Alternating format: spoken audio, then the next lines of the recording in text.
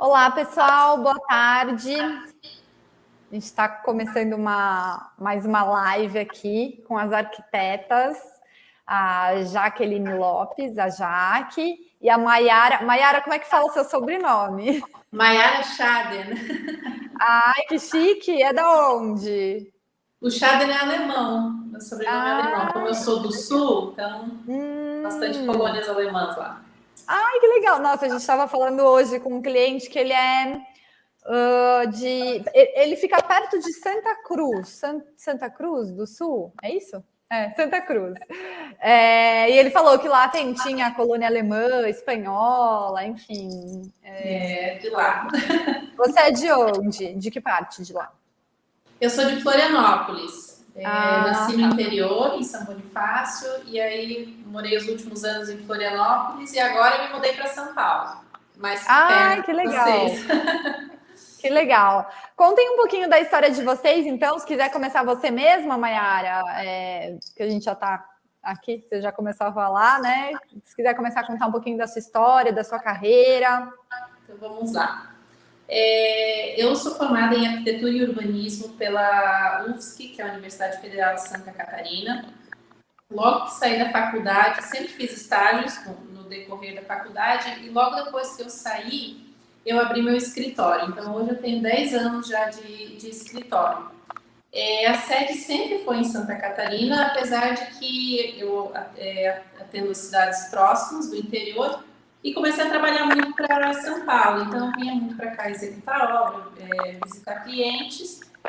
E com tanta demanda, ainda mais na pandemia, que aumentou muito, eu acabei optando por expandir o escritório e abrir uma sede nova aqui em São Paulo. Então, hoje eu tenho Floripa e São Paulo que está emergindo. Ai, que legal, Maiara.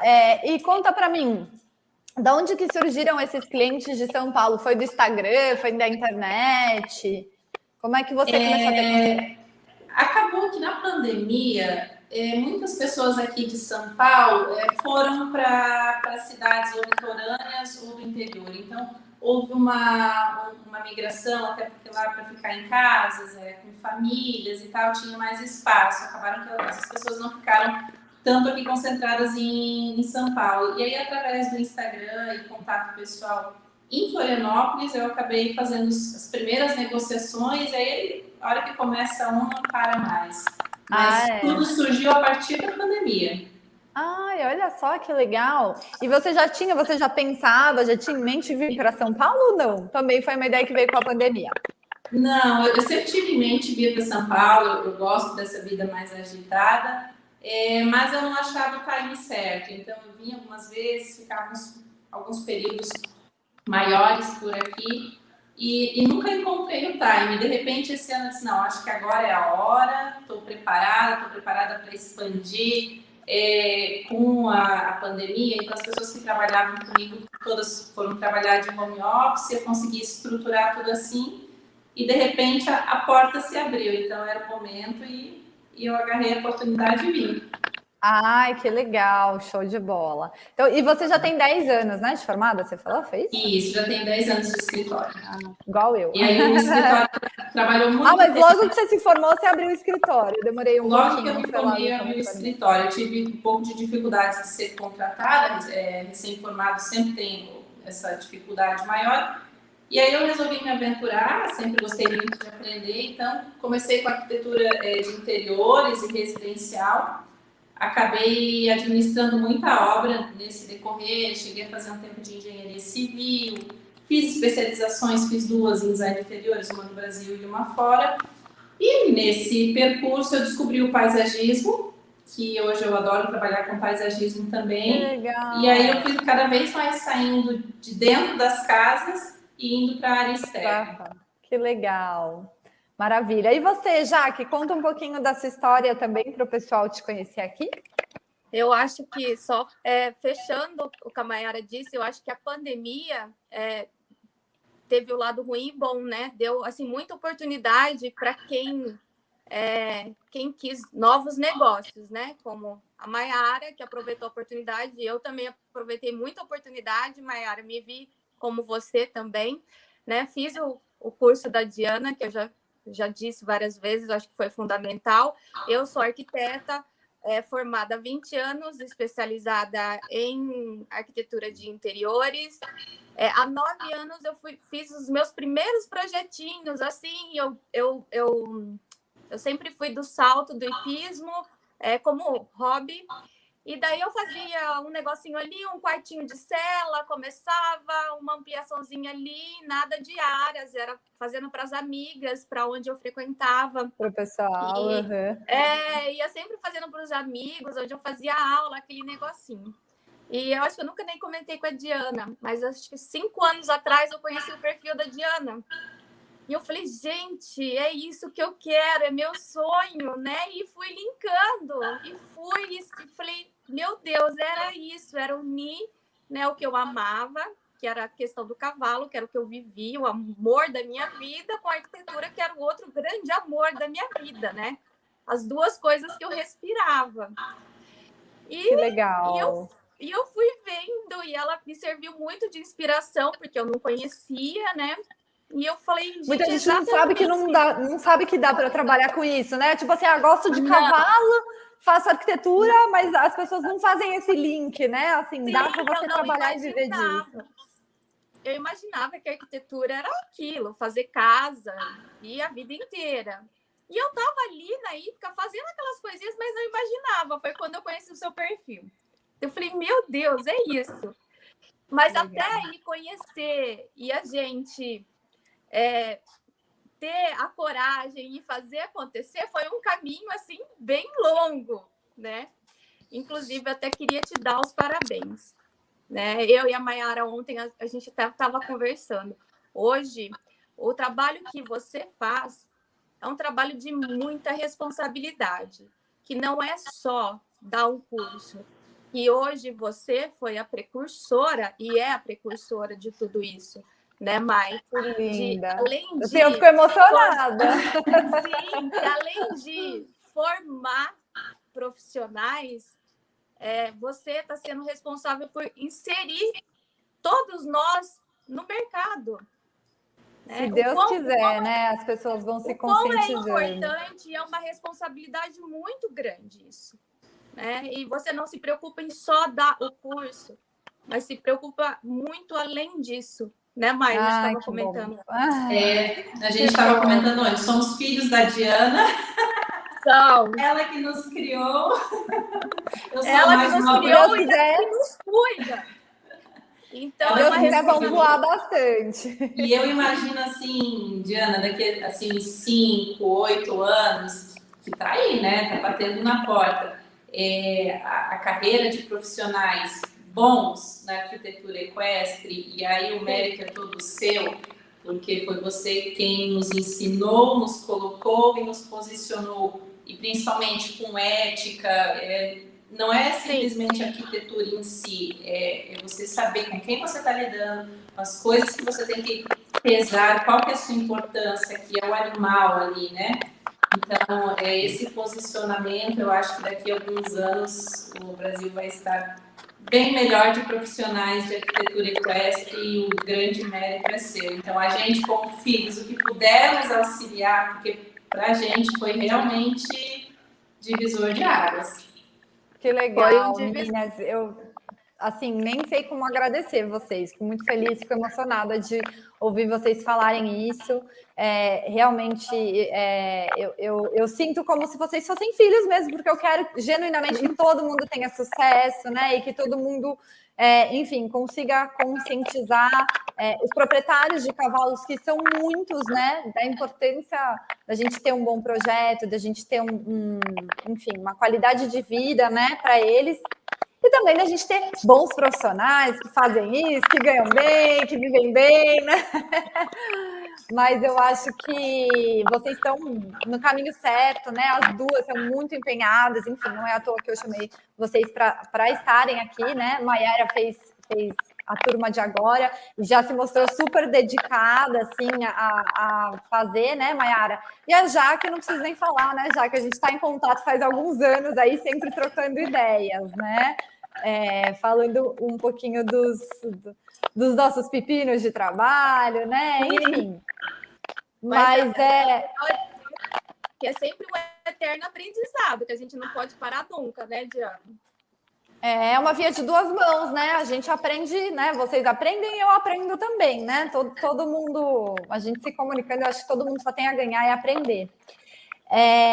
E contem para bom, a Jaque já contou um pouquinho como é que ela entrou nessa área equestre, né, Jaque? Então foi montando mesmo. Foi montando e unindo as duas paixões. Mas não quer dizer que sempre tenha que ser assim. Ah, né? Também, isso mesmo. E você, Maiara, como é que você se interessou por esse Eu sou o caminho contrário da Jaque. Eu nunca tive, até a gente conversou um tempinho atrás, eu e a Jaque me perguntou qual que é o seu contato com o cavalo. Eu disse, Jaque, querida, senta aqui, vamos conversar. Peraí. Peraí.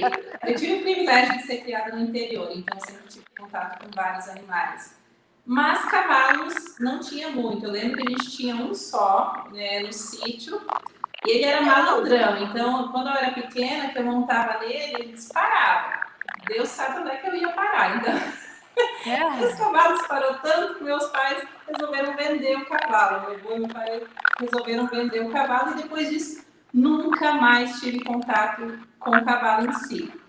Vindo mais para São Paulo, apesar de que lá no sul tem bastante rodeio, mas vindo mais para São Paulo, que foi o meu maior contato, eu comecei a ir mais como telespectadora, assistir as corridas no jockey, os jogos que tinham. Então, acabei me aproximando novamente desse mundo do cavalo, mas não necessariamente montava, tinha contato diário. E quando eu vim para São Paulo, graças a Deus, caiu de paraquedas no meu Instagram o curso. E como eu já gostava de área externa, já sempre tive contato com animais, eu disse, vamos dar uma chance, já que estava tudo já que tá ali, né? Muito, caminhando para lá. Vamos prestar atenção nas portas que estão se abrindo. E aí comecei a fazer as primeiras aulas, e aí fiz o curso, e depois disso eu me identifiquei muito, assim, eu já tinha contato com o animal, mas era de uma forma diferente que normalmente as pessoas têm contato. Ai, que legal, Mayara. E é uma coisa que está muito ali envolvido também, né? Você falou que você gosta do paisagismo. A gente tem que trabalhar muito essa questão da área externa, né? Então, acho que tudo faz parte. É o que você falou. Você saiu de dentro, né, da casa ali, foi para a parte de fora, porque é um trabalho que você precisa entender um pouco de tudo realmente, né? Você precisa entender um pouquinho como é que a gente vai trabalhar as vias, as construções, como é que tudo isso vai estar na paisagem, né? Você deixa um pouco de ser um arquiteto tão detalhista, como é um arquiteto ou um design de interiores, e você passa a ser um arquiteto onde o seu carro-chefe, a sua preocupação, além do bem-estar animal, é a sustentabilidade. Então, você acaba pensando num âmbito muito maior. Então, a solução dos seus problemas sempre vão ser baseadas na sustentabilidade e no bem-estar animal, e não mais naquele pequeno detalhe, né, nesse tipo de nível de projeto. Então, é uma pegada diferente que se aproxima do paisagismo. Isso, legal. Eu acho que é um pouco disso mesmo, né? A gente fez uma live até com as meninas da Ecogaia falando sobre a importância de ter essa pegada da sustentabilidade também nos projetos equestres e tudo mais. Meninas, eu vou só pedir uma gentileza. Quando a gente não estiver falando, alguém não estiver falando, eu vou pedir só para silenciar o microfone, pode ser? Porque acho que está dando um pouquinho de interferência na live das três. A Jaque já silenciou, né, Jaque? Eu acho que dá um pouquinho de interferência a hora que alguém está falando. E o que... Bom, acho que vocês já falaram um pouquinho, né, sobre o que mudou depois de fazerem o curso, né? Porque, assim, eu acho que sempre que a gente faz, que a gente aprende, né? Até para mim, às vezes eu leio um livro que, nossa, iluminou minha cabeça sobre arquitetura equestre, tipo, nossa, é verdade. Ou às vezes eu leio um artigo, né? Então sempre muda alguma coisinha. O que mudou para vocês? Ou era mais ou menos o que vocês esperavam? Ou teve alguma coisa que iluminou a cabeça? Você falou, ai, putz, não pensava assim, não achava que era assim, e tem esse outro lado também. O que vocês acharam? O que mudou para vocês?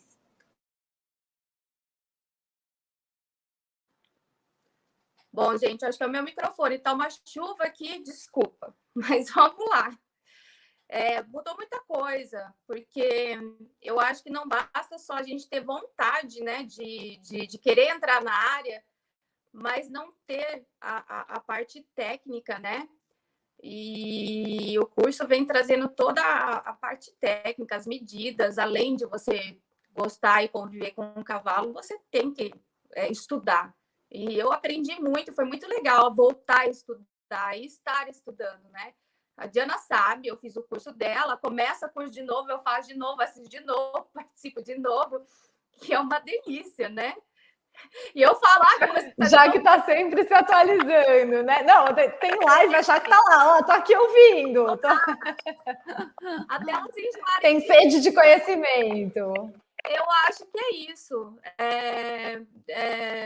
Não tem como você entrar numa área que é específica e parar de estudar. Um médico especializado na área nunca pode parar de estudar. Eu acho que assim também é a gente, né? Legal, maravilha. E você, Maiara? Para você foi tudo um pouco novidade, então. Eu concordo com a Jaque, tudo que ela falou, e eu acho que a gente, como todas nós arquitetas, a gente vem com um dom nato e que a gente tende a aprimorar muito, que é o dom da criatividade. E a gente sempre usa muito isso para projetos residenciais e tal. E quando a gente tem esse dom da criatividade, a gente pode utilizar isso para atingir, no caso, um animal, o bem-estar do animal, a funcionalidade de todos esses circuitos que são as corridas, que é áreas, né, que requer um grande investimento, muita gente trabalhando, não é algo pequeno, algo simples. Então, poder fazer a diferença, seja para uma pessoa ou seja para um animal, e isso através da nossa criatividade e poder explorar isso a ponto de melhorar, e daqui a alguns anos os projetos já vão ser diferentes, porque vão ter mais cabeças pensando em cima deles, criando fora da caixa. Eu acho que se a gente pode fazer a diferença, então a gente está no caminho certo. E aí é correr atrás, é estudar, é experimentar, é arriscar, é botar para funcionar, deu certo, não deu, descobrir o porquê que não deu e ir atrás. Eu acho que a gente tem um caminho enorme pela frente para poder revolucionar esse setor. Com certeza, acho que é um pouco disso que você falou, a gente vai aprendendo também entre acertos e erros, né? Porque não é todo projeto que a gente vai fazer que vai dar tudo 100% certo, né? Aliás, não é nenhum projeto que a gente vai fazer que vai dar tudo 100% certo. Sempre vai ter aquele, putz, esse quarto de cela podia ser maior, ou, nossa, eu fiz esse depósito muito grande, né? Então, é um eterno ajuste, né? Eu acho que muitos ajustes também são da gente fazer essa... adequar a expectativa do cliente, né? Ao que a gente está projetando também. Então, acho que, enfim, a gente sempre vai estar aí aprendendo, né? E o que vocês acham, assim, menina, qual vocês acham que é a principal diferença, ou quais são as principais diferenças de projetar para cavalos e projetar para pessoas, né? De uma arquitetura equestre e uma arquitetura residencial ou de interiores, ou até de paisagismo, né? Se você quiser comentar também sobre as diferenças, né, Maiara? Então, vamos lá. Eu acho que quando você tem, principalmente como cliente, uma pessoa física, e ele quer reformar o seu apartamento, a sua casa, enfim, além de toda a questão financeira, de toda a questão de organizar isso, você trabalha muito com as expectativas.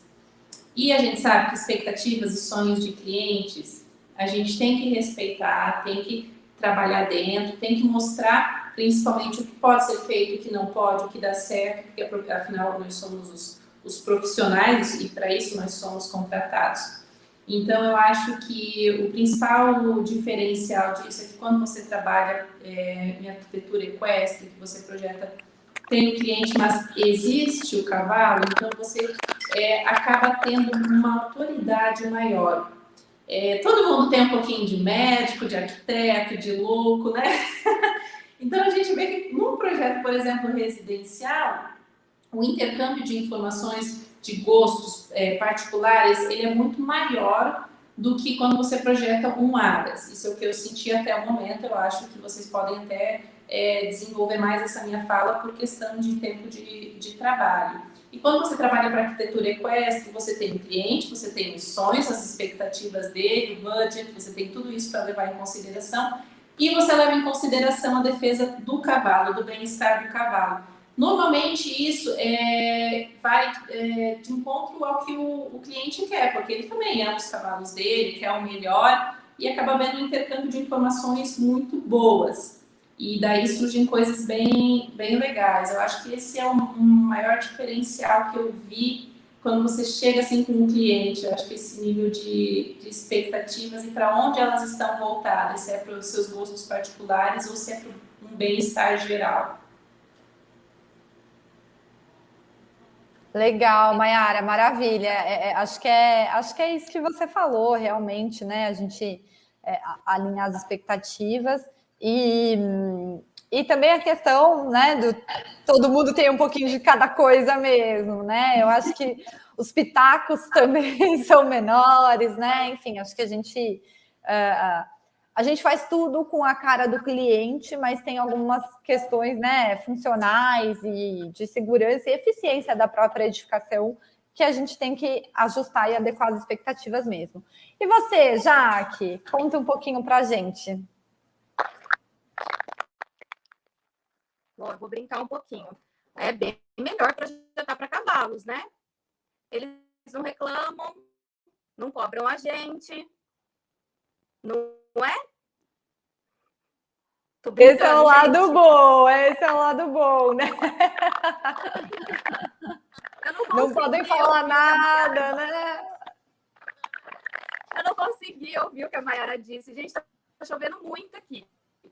Estão ouvindo um barulho mesmo. Tá, né? Tá horrível. Não sei se eu consigo ainda terminar a live com vocês.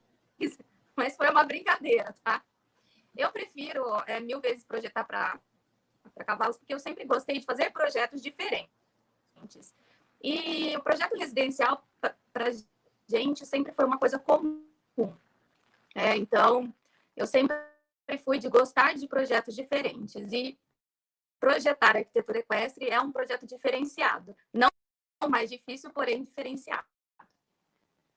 A escala é muito diferente também, né? Assim, quando você projeta uma casa, você projeta, né? Uma casa tem aí seus 5 quartos, né? Vamos dizer, seus 6, 7, 8, 10 cômodos, né? A hora que você projeta uma estrutura para cavalo, você tem 20, 30 cômodos, né? Então, é uma escala também bastante diferente, né? Acho que é um pouquinho do que a Jaque falou também.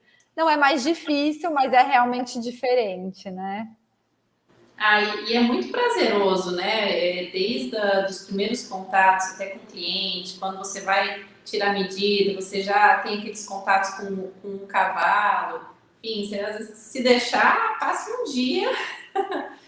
um dia lá envolvida, e aí você conversa com o veterinário, conversa com o treinador, o pessoal que trata, que cuida dos cavalos diariamente. Existe um intercâmbio de informações muito grande aí, então essas conversas sempre são muito ricas, eu acho muito importante. Então vale muito a pena, assim, é um desenvolvimento diferente e que é bom, é muito prazeroso. Sim, e aí é um pouco disso que você falou. Outro dia eu fui fazer uma visita num cliente e os cavalos estavam treinando para uma prova de tambor. E aí eu fiquei, putz, assistindo o treinamento também. Então você vai trabalhar, mas você também aproveita para se distrair um pouquinho, né? É gostoso, né? É muito mais gostoso você fazer uma medição numa casa, né? O que você vai encontrar? Não, aí você conhece, você está lá medindo, você vê quando um cavalo chama atenção, porque ele quer carinho, ou você vê aquele que está só de olho, que você é estranho ali. Então, no final da medição, como são áreas grandes, você perde algumas horas lá medindo, você já está até acostumada, já sabe qual cavalo é qual. Depois você acompanha eles, você vê nas corridas, enfim, você vê eles por aí, é muito divertido. E eu até estava falando com com a Jaque, essa diferença, como eu não tive tanto contato com o cavalo quanto ela, esse primeiro contato, a importância de você respeitar, de você, por mais que você goste do animal, não chegar muito rápido, você ter muito a sua consciência corporal, dos movimentos que você está fazendo ali. Às vezes você tem que entrar na baia junto para tirar uma medida, para verificar alguma coisa, ou até mesmo para fazer carinho. Então, sempre é muito importante chegar e perguntar para o treinador, para quem está ali perto, como é que é o cavalo, se dá para se aproximar ou não. Então, vale muito da sua consciência corporal para você conseguir desenvolver o seu trabalho ali. Ah, sim, com certeza. Acho que é isso que você falou, né? Tomar cuidado, você está fazendo uma medição, não passar no pé de um animal. E é uma coisa engraçada, né? De quem não conhece cavalos, por exemplo, que eu lembro que uma vez eu estava dando aula, e aí eu falei, porque quando o cavalo morde, aí a Malana falou, professora, o cavalo morde? Tipo, ela achou que era uma coisa só de cachorros, né? Assim, daí ela ficou super, nossa, não sabia, nossa, morde super forte, assim, as mordidas de cavalo que eu já tomei foram todas bem, bem feias, assim, roxão e tal.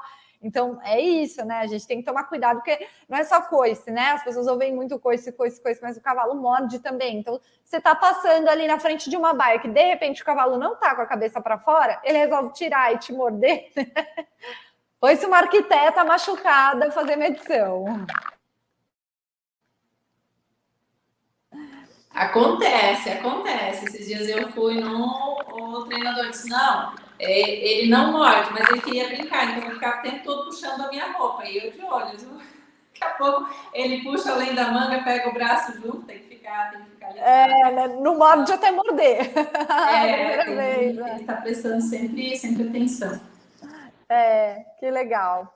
E meninas, onde é que vocês buscam inspirações normalmente, assim, para projetos? Vocês acham que funciona inspirações residenciais também, adaptar para estilos equestres? Ou, não, a gente costuma buscar mais referências equestres mesmo? Como é que é esse tipo de arquitetura para vocês? Bom, recentemente eu estava conversando com a Jaque, e, enfim, esse intercâmbio que o próprio curso nos proporcionou, ele é muito produtivo, e a gente viu da seguinte forma, como eu saí mais recentemente do interiores, eu penso muito do pequeno para o grande. A Jaque, como está mais tempo trabalhando com arquitetura equestre, ela pensa primeiro no grande. Então, a partir do momento que você junta duas pessoas que têm os pontos de concepção diferentes, isso enriquece muito, porque você consegue projetar uma grande área, por exemplo, super personalizada. Então, você consegue personalizar várias coisas, porque você está pensando desde o grande até o pequeno. Então, você tem ali, é a perfeição, você tem a linha completa de pensamento, né? Então, o intercâmbio entre profissionais, ele é muito, muito produtivo. E aí vai da linha do próprio arquiteto, né? Eu acabo tirando muitas referências residenciais, até por questão de inovar e de adaptação, para ver coisas diferentes que podem ser feitas, né? Então, às vezes, tem muitas reformas, coisas que dá para aproveitar, e ideias também. Então, a partir daí, às vezes, saem umas coisinhas diferentes que ficam bacanas também. É muito legal de pesquisar, por exemplo, assim, áreas fora do Brasil. Tem muita coisa, né, Diana? A gente viu até no curso, já conversou várias vezes, tá em bibliografia. Então, eu vi muita coisa bacana fora, assim. Lá eles estão, assim, alguns passos à frente, né, à nossa frente, em termos de tanto tecnologia, né, não dá para a gente falar que, né, enfim, Estados Unidos e Europa não estão à frente da gente, então, por exemplo, lá tem, né, vou dar um exemplo, tem um sistema de captação de esterco das baias que é a vácuo, né? Isso eu nunca vi no Brasil, por exemplo, eu não sei, né, enfim, se existe em alguma instalação, mas lá eu sei que é um negócio que em alguns lugares já tem, né? Não sei dizer se é comum, mas assim, já visitei áreas hípicas que tinha, né? E eu não sou uma grande visitadora de áreas hípicas fora do Brasil. E eles têm, né, como se fosse uma tubulação que suga, né? Então você está limpando a baia, você joga aquilo ali e a tubulação suga todo o esterco e leva para uma esterqueira, né? Aqui no Brasil, na maioria das vezes, é um trabalho braçal, né? O tratador vai, retira o esterco, leva até a esterqueira e tudo mais. Claro que se a gente tivesse um sistema, né, de tubulação que já puxasse, sugasse esse esterco e levasse para uma esterqueira, ia ser muito mais fácil. Então, eu acho que é muito importante a gente estar sempre buscando referências fora do país, por essa questão de tecnologia e tudo mais. Do ponto de vista arquitetônico, eu acho que também lá fora eles têm muitas coisas legais, mas eu acho sim que a nossa arquitetura no Brasil, falando de, enfim, pelo menos a parte residencial, eu acho muito superior a muitos lugares, assim, de qualidade, sabe? Eu acho os projetos arquitetônicos do Brasil muito bonitos e, assim, interiores, para mim, não tem lugar que faz projetos lindos como o Brasil de decoração também. E eu acho que, né, da arquitetura equestre, a gente ainda precisa procurar um pouco mais fora, porque a gente não tem um repertório tão grande aqui, né, de instalações, mas eu me inspiro bastante na parte residencial também. Eu acho que a gente tem muitos projetos de casas de qualidade, assim, né, aqui, e que, claro, dentro de todas as limitações, né, de uma cocheira, a gente consegue trazer um pouco dessa arquitetura. E você, Jaque, o que você acha? Eu vi que você estava acenando aí, conta pra gente. Concordo. Eu acho que de interiores tem muito pouca referência fora do Brasil. Inclusive, eu estava até assistindo a Dude Duarte, ela estava fazendo interiores lá e ela mesma disse isso. E eu acho que a arquitetura, a parte de projeto arquitetônico é muito rico aqui. A gente tem vários exemplos, Felipe Caboclo, Felipe Diniz, tem vários arquitetos que a gente tem de referência aqui. Eu sou muito curiosa, me inspiro em várias coisas, vários profissionais, em viagens, em materiais. Eu acho que a gente tem que ser muito curiosa, estar presente em tudo que faça a gente crescer dentro da área, né? Ter esse link entre nós profissionais, né? Esse link de ter alguma dúvida, você ter algum amigo, você se comunicar com alguém que está fora do país para saber o que está acontecendo, de estar sempre buscando mesmo, né? De trocar referências, trocar materiais, enfim, eu acho que inspiração é isso, é você respirar o momento que você está vivendo, a sua profissão, você está sempre em busca enfim, informação, all time, assim, eu acho que é isso. Sim, com certeza. E pode falar, Mayara. Eu acho muito bacana, porque se você for estudar a parte psicológica que o brasileiro tem sobre o que ele gosta de acabamentos na sua casa, você vai ver que muito é referente ao que os imigrantes trouxeram, que era o que a gente estava falando no início sobre o sobrenome, da onde que era. Então, cada país que veio para cá, que trouxe os seus imigrantes, né, trouxeram muitas influências. Então, o nosso uso da madeira vem daí, porque além de ser abundante aqui, remetia muito ao que se tinha antigamente na Europa e nos Estados Unidos. O uso, por exemplo, das pedras. Muita coisa você tem linkado culturalmente com os seus antepassados. Então, você gosta disso, às vezes você não sabe por quê, mas era o que remetia ao que eles tinham antigamente quando eles deixaram os países de origem. Então, acaba que o brasileiro, por ter essas várias colônias coexistindo, ele conseguiu misturar tanta coisa e aliar o modernismo, porque o modernismo brasileiro foi um movimento excepcional, que se tornou único. Então, você consegue produzir aqui uma mistura de elementos naturais, que a gente tem muito aqui, que consegue fazer por um custo muito bom, com uma arquitetura moderna e de qualidade, é raro você ver. E aí desponta arquiteto criando e misturando todos esses exemplos de materiais que a gente tem. Olha só que legal, nem eu não sabia disso, dessa nossa tendência, né, a remeter as coisas para uma arquitetura que, enfim, né, o que você falou, a questão da madeira, da pedra, né, e é realmente o que todo mundo gosta muito, que deixa o espaço acolhedor e aconchegante, né, os clientes a gente gosta e os clientes gostam também, então é ótimo. E a Jaque estava falando também das inspirações, das referências, né? Queria só fazer um adendo, foi assim que eu comecei, né? Porque eu pegava muitas inspirações, eu ia pegando para tudo que é projeto, eu ia fazendo. Falei, putz, tem tanta coisa legal aqui junta, deixa eu, né? Montar um Instagram e compartilhar tudo isso que eu tô juntando de referência, que eu tô juntando de ideias, né? E aí foi aí que eu comecei a montar o Instagram e falando, olha, isso sem pretensão nenhuma, né?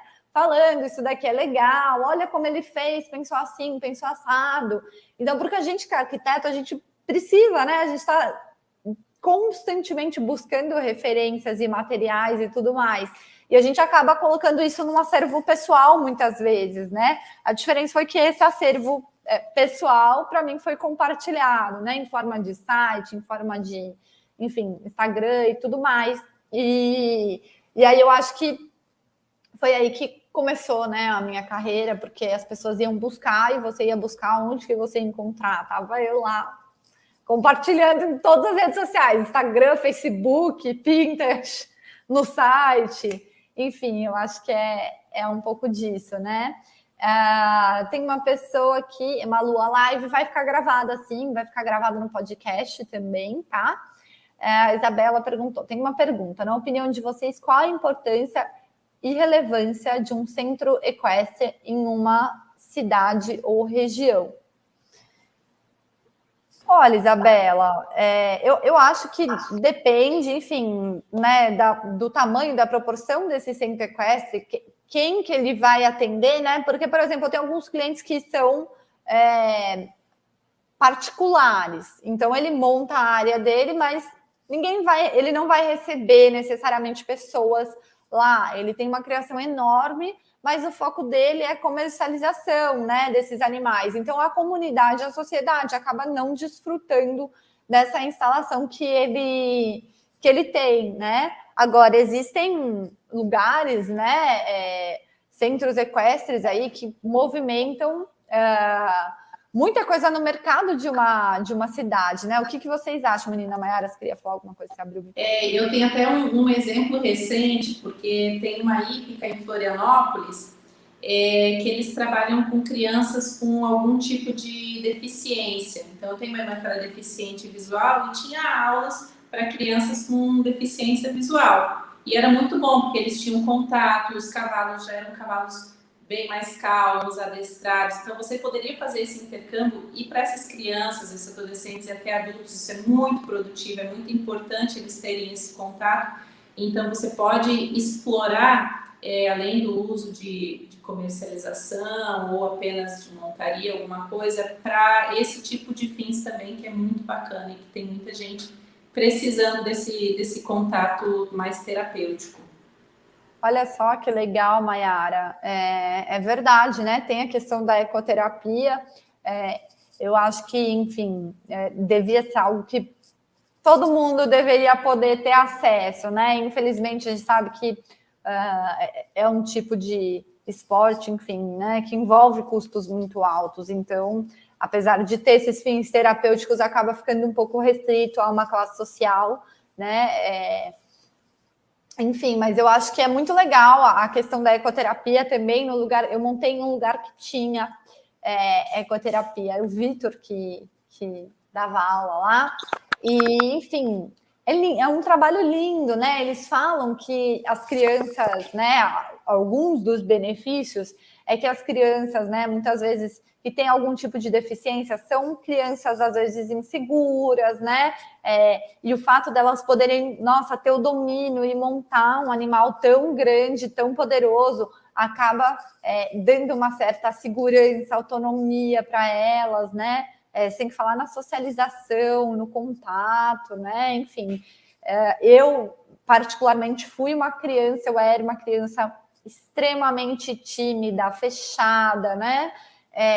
E o contato com os cavalos me ajudou muito a me abrir mais, a socializar mais, a perder um pouco essa timidez que eu tinha, né? A gente faz aquela turminha ali do cavalo e tal. Isso é maravilhoso para crianças, né? Ter esse convívio com essa comunidade do cavalo.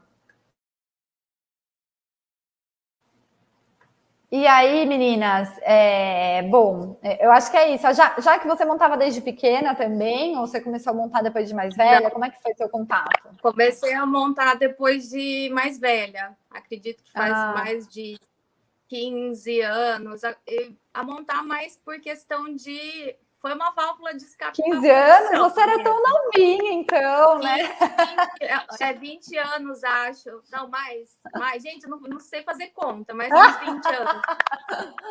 Eu comecei a montar para Você tá com 20 e desestressar. poucos, Jaque. Eu comecei a montar para desestressar. Eu precisava achar um esporte que eu gostasse muito para fazer, para dar uma desestressada por conta da profissão. E como eu já amava cavalo, meu pai tinha fazenda, eu desde criança era uma coisa que eu amava muito.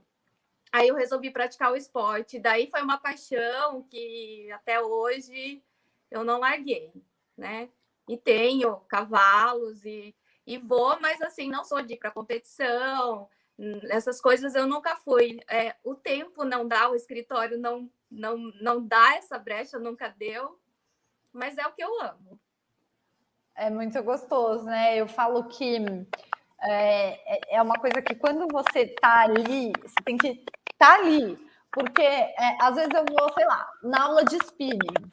Ah, tá bom, eu tô lá pedalando e tal, mas você consegue desviar o seu pensamento. Quando você tá montando um cavalo, você não consegue desviar o seu pensamento tá ali o tempo todo, nas reações dele, né? Porque se você estiver montando e voando, o cavalo pode, né, te derrubar, te fazer uma surpresinha ali.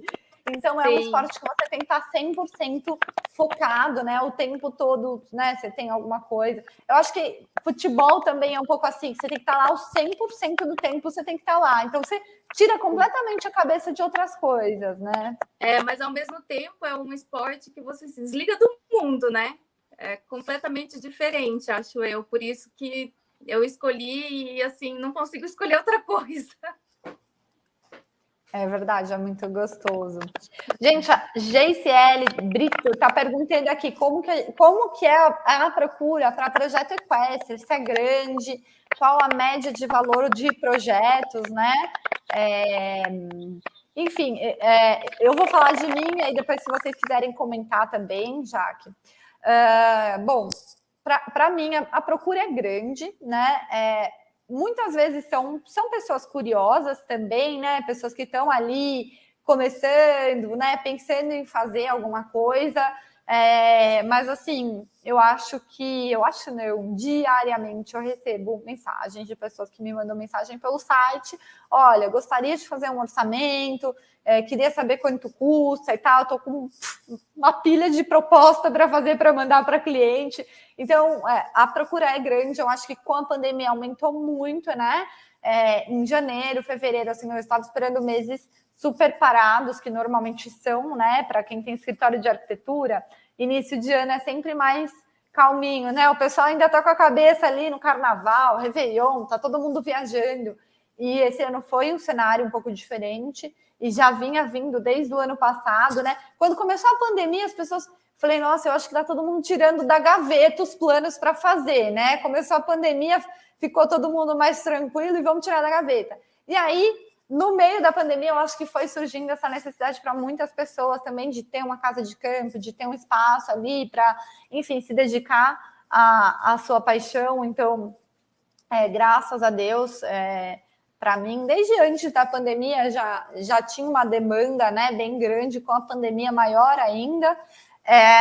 E sobre a média de valor, é muito difícil falar, né? Porque a gente tem projetos de 4 baias, né? Que são projetos aí que a gente, aqui no escritório, já defini um valor mínimo de projeto, que já tem um valor mínimo, até projetos, né? De 100 baias, enfim. Então, são escalas muito diferentes, né? Enfim, cada projeto é difícil falar uma média, assim, né, de valor de projeto, e também porque o meu escritório aqui, a gente já está consolidado faz um tempo, então eu, claro, obviamente não cobro a mesma coisa que eu cobrava no início, né?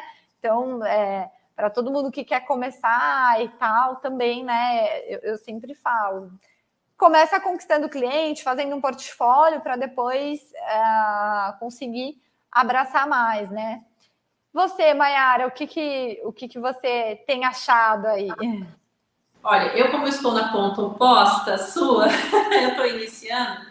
Bom, para quem tá iniciando, até mesmo essa fase de orçamento é muito importante, porque você acaba tendo mais contato com o mundo do cavalo, você visita diversas áreas, você vê diversos estilos de baia.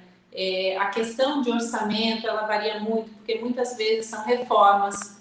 Então, às vezes, o cliente, talvez ele nem saiba o que ele quer, o que pode ser feito para melhorar, e aí é um caminho onde você tem que mostrar, não, pode melhorar por isso, isso e isso. Você quer fazer um teste, quer fazer em umas para ver como é que funciona, como pode ser a melhoria, quer fazer em todas.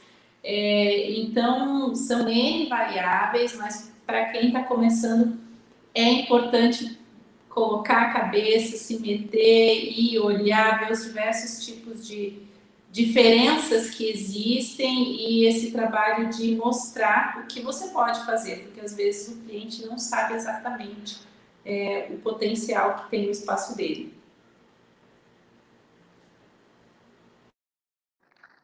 Gente, tá caindo o mundo aqui, mas eu caio e volto, tá? Vocês estão me ouvindo? Então? Sim, estamos ouvindo, Jaque. A demanda é muito grande, tem bastante gente curiosa. Eu acho que o que falta muito, a Diana, inclusive, uma vez eu ouvi falar, é que o cliente ele chega e fala, eu quero 5 baias, 20 baias, 30 baias, mas ele não entende que no contexto não são só as baias, né? Tem todo uma lista de equipamentos. São as baias, a parte dos depósitos de maquinário, feno, né? Existe, enfim, milhares de coisas para serem planejadas, né? Então, o valor do projeto não é só para as baias, né? É para todos aqueles equipamentos do Aras, né? Todo aquele Às vezes tem sede, tem um espaço gourmet, tem casa de funcionário, né? Então, restaurante, 2, 3 projetos de implantação de pista, enfim, tudo que ele pediu. Mas na cabeça dele, ele tá que, nossa, eu pedi um pavilhão para 20 baias. É verdade, então, eu tenho... Então, eu acho assim... Acho que é um pouco de... Pode falar, Pode falar. Então, eu acho que falta muito essa conscientização, porque na cabeça dele, não, mas é só um projetinho, né, de 20 baias, de 5, mas tem todo aquele contexto, né? Então, às vezes, talvez ele se assuste, não sei. Sim, muitas vezes o cliente vem para mim e fala, eu preciso de 10 baias. Primeiro que ele quer que eu cobre por metro quadrado. Quanto você cobra o metro? Eu não cobro o metro, vamos ter que fazer a conta, né? Eu cobro por horas e tal. Segundo que às vezes o cliente acha que porque ele tem 10 baias de 4x4, ele vai ter só 160 metros de construção. E não é bem isso, né? A gente tem, enfim, é o que a Jaque falou, todos os equipamentos complementares que a gente precisa projetar, né? É mais ou menos o pensamento semelhante eu quero uma casa com 4 suítes. Mas você não vai fazer uma casa com 4 suítes, você vai precisar de sala, uma cozinha para abastecer. Então, o programa é muito maior do que necessariamente... Esse é um espaço onde os cavalos dormem, mas tem todo o restante onde eles passam o dia todo, que muitas vezes é a maior parte do tempo, né? Sim, toda a parte de logística, né, e tudo mais. Carolina está perguntando se a gente indica um livro sobre o assunto. Alguns livros são legais de ler, viu, Carolina? A maioria deles é americano, mas o que eu mais recomendo, ele chama Horse Stable and Riding Arena Design, da Eileen Wheeler. livro bem completo, assim. Tem algumas coisas que não estão tão atuais nesse livro, né? Mas, enfim, tem muitos artigos que a gente pode pesquisar sobre o assunto, mas essa Eileen, ela escreveu muita coisa. Ela é da Universidade de Pensilvânia, então ela tem muitos artigos e o livro dela é bem completinho também. Marina perguntando: sou designer de interiores, consigo trabalhar na área? Marina, consegue, mas só que você precisa trabalhar, muito provavelmente, em parceria com algum arquiteto para fazer a parte de construção mesmo, né? Porque o designer de interiores, ele não tem autorização para fazer projetos de construções, né? Então, é possível que você precise aí de um parceiro, arquiteto, engenheiro, para te ajudar com questões construtivas, né? Bom, meninas, eu acho que é isso, então. Você ia acrescentar alguma coisa, Mayara? Não, aproveitando o que falou sobre o design de interiores ali, que é uma coisa que eu acho que é muito rica nesse grupo, que é o intercâmbio. Então, por exemplo, às vezes você não consegue trabalhar por ser design de interiores num áreas completo, mas com certeza a parte de reuniões que você pode trabalhar ali dentro. Então, como são projetos muito grandes, o intercâmbio entre profissionais é muito rico. Então, por mais que você não tenha a liberdade de projetar e de assinar um projeto como esse, não significa que você não possa fazer parte de um projeto. Verdade, Mayara, muito, muito bem colocado, né? Eu acho que a gente, né, faz parte de um grupo que troca, né, informações e profissionais, né, e tudo mais, que a gente consegue formar uma rede aí e todo mundo se ajudar, né? Até às vezes a gente precisa de uma coisa de um determinado lugar do país e nem sempre, enfim, tá ali para atender. Eu acho que por isso é importante a gente ter profissionais parceiros também, né? Nessa área. Acho que a Jaque caiu de novo, né? Mas acho que falamos bastante, né? Tem alguma coisa que você queria complementar, Mayara? Olha, para quem está iniciando, como eu iniciei há pouco tempo, estou me acostumando ainda, a gente tem um feeling, né? Dizem que mulher tem uma intuição boa, e eu estou muito feliz no caminho que eu estou seguindo, e quando você sente que você está no caminho certo, você está se especializando no nicho que você quer, e quando a gente começa a trabalhar, a gente pega projeto de tudo, de todos os tipos de área, né? Você precisa rentabilizar, você precisa ganhar dinheiro quando você é muito nova, então não tem muito o que escolher. E aí, com o passar do tempo, você vai vendo que não basta o dinheiro, você tem que gostar, você tem que ter aptidão, e você tem que saber que isso você quer levar para o resto da vida e se dedicar a fazer coisas melhores. Então, eu acho que eu estou no caminho certo, eu estou muito feliz, eu sou muito agradecida pelo curso e pelas parcerias que eu estou fazendo. Então, eu recomendo muito. Meu caminho é pequeno, mas eu sei que para frente ainda tem muito para trilhar. Que legal. Não, com certeza. Vai ser um caminho de muito sucesso e muita prosperidade, porque eu acho que tudo que a gente faz com dedicação vai, né? E você, Jaque, quer acrescentar alguma coisa? Tem mais alguma coisa que você queria falar? Algum recadinho aí para o pessoal? Bom, eu só queria agradecer. Eu acho que a Mai falou tudo, né, Mai? Obrigada. Eu adoro falar, esse que é o meu problema. Me chamam para lá e começam a falar. Aqui eu não consegui conversar muito com vocês, mas eu acho que foi bem produtivo. A Mayara conseguiu complementar tudo, a Diana também. Parabéns, meninas. Obrigada, Jaque. Obrigada pela presença, obrigada por terem aceitado o convite, meninas. E desejo muito sucesso para vocês, uma carreira, né? Acho que as duas têm tudo aí para deslanchar e voar nessa carreira dentro da arquitetura equestre. A gente que agradece, Diana. Beijo grande, meninas. Beijo. Tchau, tchau.